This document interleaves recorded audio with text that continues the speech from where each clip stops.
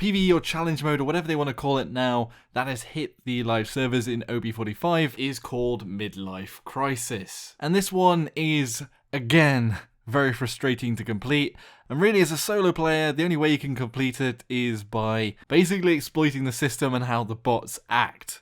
The start segment is going to be slightly ranty, and my thoughts on the co-op mode and the PvE system in general, and why it's not really working in the game and isn't really fun. But if you do want to skip ahead and you do actually want to complete the mode, and you want to see the pretty much surefire way to complete it every time, even if you're on your own and you don't have a team working together, then there'll be a timestamp in the comments section, so go down to the comments, and if you click on my top pinned comment, there should be a time, there'll be like just numbers, and you click on it, it'll take you to the time in the video, and I'll explain how to do Midlife Crisis. Just quickly, the new co-op mode introduces 5 champions: Buck, Maeve, Makoa, Tyra, and Charlene, who, when they get to half health, their midlife crisis, in inverted commas, which I think is funny. I get the joke, and that sort of flair is a nice little touch, but when you get them to half health, they ulti. And now if you play the game mode normally, it is very, very difficult to the point of being almost impossible. And just briefly, there are quite a few problems with the PvE modes in general, and all the ones that have led up to this. And the first thing that I'm sort of getting at here is that they're too hard, and they're too hard in the way that they're just straight away solid. Like they're a challenge from the very start. I know I've said quite a few times that I think the PvE mode should be wave based and should sort of increase in difficulty, because at the moment you're sort of like whacked with the last level boss straight away. And I think one of the biggest problems at the moment is that not everybody is playing in a 5-person group, and I think what the developers have done is played these modes with 5 QA testers, and they basically made the mode as hard as possible for 5 people working together, communicating, and then being able to overcome it. And I think the only legitimate way to sort of get this one out of the way is to focus one of the champions down at a time, but it's very hard to communicate with just how good the bots are at locking onto you, and when they're ultiing to teammates that aren't on a Discord server, that aren't in voice communications, with just the voice command system in the game, the sort of text-to-speech sort of commands that are currently inside the game. And that's partly why I think the balance is out of whack. And like my end guide at the end, the only real way to overcome it when you're with people that aren't grouped up is to sort of abuse the way the bots work, because they're a bit derpy in parts of the maps. Another big problem is that a lot of new players see this mode, even now, and just click on it and think, oh, a co-op mode? That should be fun to get some practice in. And you see it so often because you're matched with people that are level 0 on champions, which means they must be very new to the game, and that maybe they're trying out those champions thinking, oh, I'll try out Fernando or whoever, I want to get a bit of flavour and feel with them, so let's play the co-op mode, because that's probably going to be quite easy. And then they get hit with this mode that's almost impossible for a team that isn't 100% working together and sort of acting 100% cohesively as a team, and generally are just good at the game. And I think that is just one of the things in the game that could be a massive turn-off to newer players. And it's a bit of a red light, in my opinion, as to something in the game that is very frustrating and shouldn't really suck new players into it. Even if you get rid of the hardness of it, like the difficulty, and you get rid of the fact that players are getting sucked into it that might not be sure what it is. Partly also I add is that there's no real explanation of what co-op mode is. You click on it and then you're queued up for it. It just says, look out, these misfits become deadly halfway through their life. Which it does explain the challenge, but when you're looking at the co-op, you're like, oh, there's co-op midlife crisis. What is that? Okay, like survivor mode is like be the last time team standing with no respawns. That makes sense. Like I get that's the survival mode. But the co-op mode just is like, what? I don't know.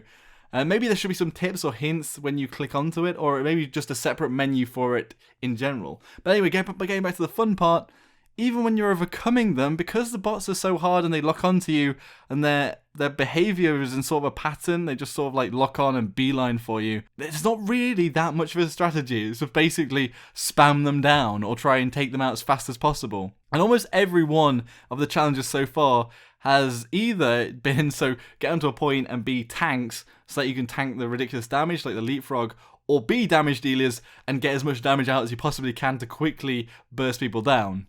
And that's sort of the two of the strategies to overcome them. And then we've got these super hard ones like this midlife crisis and the ones before hide and seek, and the other one you basically have to take advantage of how derpy the bots are to overcome it, unless you are like a mega organized group and you are like going, oh, we'll kill this guy next, we'll kill this guy next. But in reality, that isn't the majority of the play. Finally, I just think it's weird that they put one out every so often. And the reward thing that they had before, they originally said it was going to be, I think, each challenge or monthly, there was going to be a reward of crystals, which gave incentive to people to play it, but then it seemed to be only one time only. Now, I don't necessarily think that giving crystals out is like something that's necessary in the game, and obviously their sort of cosmetic system is how they make money, but also there's no real reason to play each of these challenges, and I guess they at the moment they are challenges more than they are sort of like a co-op mode or like a PvE mode in a game. And how frustrating they are and how hard they are, there's really no payoff. Not for players that have already done it. At the very least, they should be juggled together and put all of the modes that are already out into a random mix, because some of the modes are better than others, but in general, like, I don't really want to play the same mode over and over again. Why would I? Like, after you've played it once and you've sort of overcome it, then that's gone, that's done. But realistically, I think they should go back to the drawing board, look at the limits of their engine, and see if they can have some sort of more wave-based PvE mode where you're just basically surviving against hordes of enemies. Like I said before, everyone that you go up against is a boss, and like they're like the hardest enemies you normally get at the end of a game, or like the end of like a big round-based system. Normally in games like this where you have a PvE mode, you have loads of cannon fodder that are basically really derpy and go through and do like low damage, have like relatively low health and are slow, and then you have like the bigger bosses that you have to have the tactics to overcome. But like you almost smash straight into the, like, everybody is like a boss in this bot mode. And I think it could be more gradual, although I know this is probably going to be harder on the engine and generally more work to put out, but I just think that the most feedback that they've got at the moment, and for me, I find they're just frustrating and not very fun, and especially when you're put up with teams that are just, they don't know what they're getting into, and also people that are getting really angry because they're playing this PvE mode over and over again, and not being able to overcome it because of their teammates, and also because it generally just is ridiculously hard. Anyway, that's my rant out of the way. I think it just needed to be said. I don't think it's something that's working in the game currently. Was initially a nice try, or a nice touch, but needs some tweaking to just generally be fun, and not to be a turn-off for newer players, or at least being called super hard challenge mode, or just making it clear that they are really hard, so that it just isn't something that goes against a new player trying to have fun in the game. Anyway, onto the guide for how to overcome midlife crisis. So it is very simple, and again, like the other ones, Bomb King is 100% one of the best picks, and it's partly because the bots don't really react to you stickying them and before you actually hit off the main blast, and it sort of takes advantage of that again. But actually now, and some people have sent me some images and things on Twitter and in Discord, a few people actually sent me this way of doing it. But what you do at the very start of the game, you run into the center, and on the right and the left, there's two little, like, sort of little mini man statues. I don't know what they are. Like, if you stand still, the bots won't for some reason be able to see you, and you can even attack them and not be attacked back, unless something happens and one of your allies goes, like, maybe to the left or the right of you, and the bot starts attacking you, trying to attack your allies, and sometimes they'll jump into you and knock you off of that area, and then they'll see you again for some reason. But the reason why Bomb King is so good is you stand there in that area where they can't see you, and basically that eventually, even if they kill all of your allies, you might just have to wait until they're all dead if they really aren't cooperating, but they can go on the other side as well, or next to you and start firing into the middle. But basically, you want them all to group up, or take them out one at a time. But some of the champions, the squishy champions like Charlene and Tyra and Maeve and Buck, I think it's 4 or 5, so it doesn't matter so much. But on Makoa, you definitely need to land all 6, or most of them on him, and then some on the floor or on somebody next to him. And I use the legendary card as well for the extra damage on each successive one. I basically want to blow them up and kill them instantly so they have no way to react to you, and that, most importantly, they can't ultimate, so they don't go to that little middle section in their life.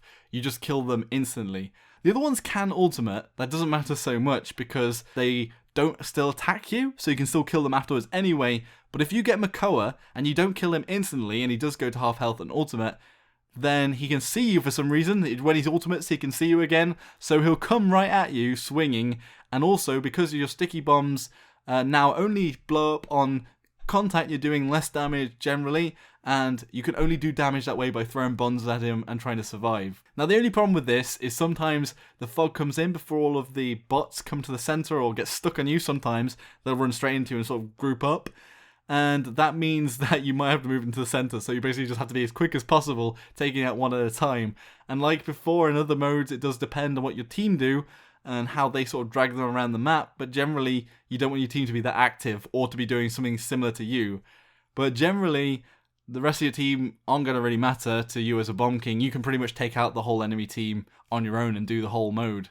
Pip can work with this mode because he can use his ultimate and burst people down before they can do any damage. And if you do want to do this mode without doing this and standing at the side where you're invincible, Pip is the way forward because you can ulti, especially the Makoa, because the Makoa is hardest to go against, and burst them down before they can ultimate. But the Bomb King method works, and don't throw out the Grumpy Bomb, you don't need to. You don't even need to do any other damage. And for good measure, I normally get 6 of the stickies onto one target, blow them up, move on to the next one. Sometimes if they're clumped up, you can kill them all together. That's great, that's better.